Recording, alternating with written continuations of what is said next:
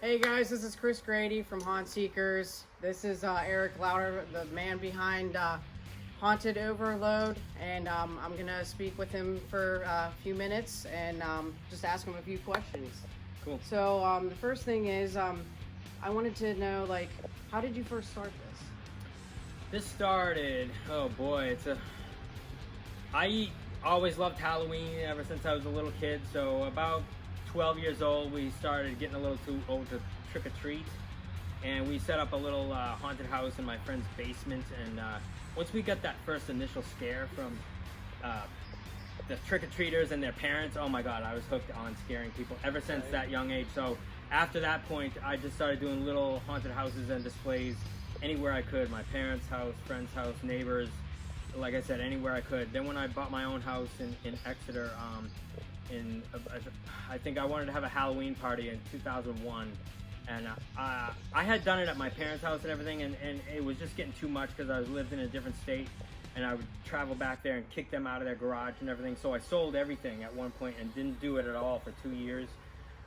And then when I bought my own house, I started just a little bit, I'll buy a few mannequins, I'll just put a little display out, and then it got bigger and bigger and bigger, and then I wanted to have my a nice giant Halloween party, and so then I went all out and made this 20-foot scarecrow. And when I made the 20-foot scarecrow, I noticed that people were stopping in front of my house, like, screeching to a halt and jumping out. And so I knew I had something, special going on with these giant things. And so that went on for a couple years, and then I tried to do 30 feet tall, and I had construction companies come in and sink telephone poles in my front yard and have these big monsters looming over the display. And then I had a walkthrough, and then it just got bigger, and then I turned it into a fundraiser for animals, and then it just got way too big for the neighborhood. So in 2006 we had to we went to another farm before this for 3 years, but then we lost that location, and then we've been here since 2010. So I wanted to get out of the front yard before I got totally shut down, because it was getting totally out of control. So I only had two choices: either stop or try to make a business out of it. Right. Wow, that's yeah, awesome. that's pretty crazy. That's cool. The other question is, like, this is just the legendary, like, mansion. Like, how did you come up with, like, when did you first, like, do this? Well, we had a big train tunnel here. The trail has changed over the years multiple times, multiple directions. Scenes have gone, up and then been torn down, and then we reroute the trail, so there's always something different for people. And we started off small and didn't charge that much, so it took many years to get enough budget just to even build this thing, for one thing. It's been like the symbol, like, right. It's like the symbol. It's been everywhere. Right. Like, so there was this big crappy well, it wasn't crappy, but it was a big train tunnel, a big huge tunnel that you went into the train yard. And then I'm like, now that we have the budget to do it, let's build a big mansion in front of this train tunnel. So what I did is I went around. There's a neat mansion in Exeter, my hometown, that I took pictures of, and I took bits and pieces of mansions that I liked on the internet, and then kind of pieced them all together in Photoshop to create like a unique looking one that you don't see anywhere else. Like, you see elements of this thing, in other mansions, but you won't see any with this particular, size and shape. And it's scaled down because there's a gigantic rock there. See that? Right. Yep. We had to build right on that rock, and we couldn't keep it huge on the inside because of the fire regulations. We only get 160 square feet undercover without a sprinkler, so that's why we have the tree growing through the middle of it, and then this is undercover, and then it's back to open air. So we had to be very creative with doing this. It's definitely a great like location, and a great location. Yeah, coming up the hill. Perfect. It's perfect. Yeah. It also gives me like an Addams Family, sort of, but like it just acted like an icon through everywhere. Yeah, I mean, pictures all over the place and videos. Yeah, it's fun. That's awesome. Next question is, what do you expect for this coming up season? This season is going to be great because we've got a lot of new elements. We've got this gigantic, you saw it, the 40-foot pumpkin. It's going to be 46 feet with the stem. That thing will all be lit up and smoking and look just incredible the way that we plan on finishing it. If it's not finished, it'll look like the unfinished Death Star, but if we finish it, it's going to look incredible. A lot of these giant projects sometimes go over to, you know, the next year. Like if we can get the front of it halfway decent, we might continue on the next year, you know what I mean?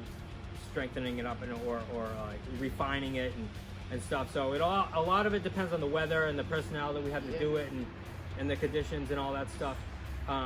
But if it turns out similar to that skull there, it's going to look very, very cool because it's going to be so big and a very unique shape. Right. And we're going to be having a nice, really nice sound system out of there, a big giant subwoofer that's we're going to try the Fear sound, Fear frequencies, 19 hertz.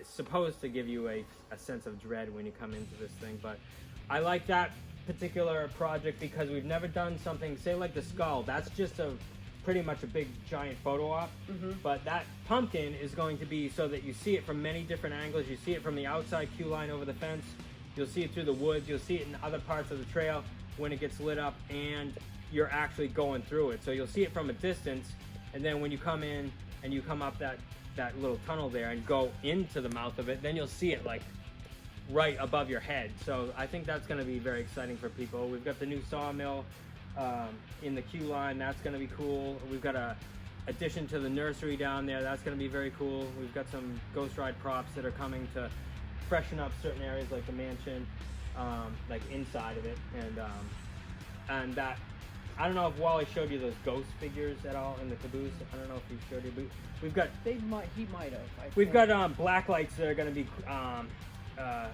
shining on the inside those tunnels that are by the pumpkin. It's going to be all black. It's going to be red light shining down and then black light, and all those figures, the ghostly figures, they're skeletons with cheesecloth all over them.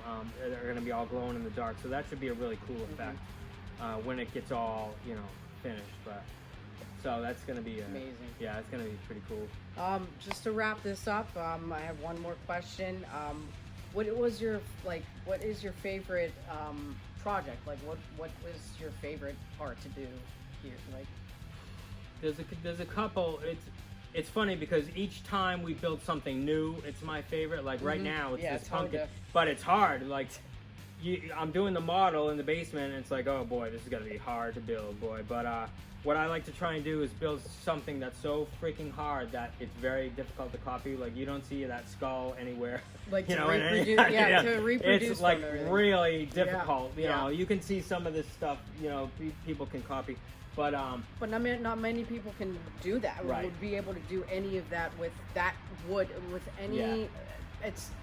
It'd be really, you know. Yeah, I mean, and it's taken years and years and years to get the budget for that thing. I mean, look at the amount of wood that we've put into it already. You know what I mean? Like, it's pretty crazy. But that's the cool thing about being sold out every night and everything, because it gives us the funds to, you know, keep going very strong for the next year. Absolutely. And then we've Wallace probably told you we've given over $500,000 to the animal shelter. That is absolutely. That's something we are really proud of, and we can all get behind. But this was my favorite at the time. I mean, it's still anything that I look at and I don't get sick of looking at, like the skull. Even though that's 10 years old, I never get sick of looking at it. I know that it's you know, it's a very successful thing, and that's pumpkin's going to be the same way. That thing will be up there. I really loved the gargoyle last year. That was very fun to make. That had its own challenges with the 40-foot wingspan and everything, and that was a first. And then we had last year was the first year that we had these massive subwoofers. The sound's not hooked up right now, but it will rumble the ground. So that was very exciting when people came around the corner and you see the thing, but then you also feel it rumbling. It's very exciting. That's definitely one of my favorites. Yeah, but I also like the little details that we put into little things here and there, you know what I mean? The dolls and the, you know, the stuff that we drag in. It really gets exciting when we get all the pumpkins, because all the pumpkins are different, and, you know, the hay bales and the corn stalks, and that's when it really starts feeling like Halloween. Oh, absolutely. It's just the whole realism. Yeah. It's more of, it's not an overcroud.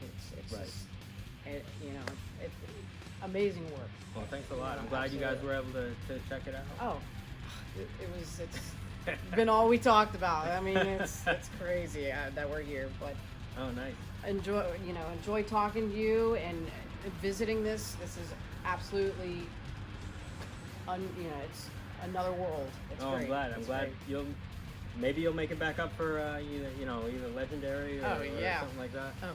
Because it completely changes at night. I mean, you get to start seeing the theatrics of it and how the trees roll. We take lights and blast up at the trees, so you get all these That's so crazy cool. colors, and it really comes to life in a whole different way.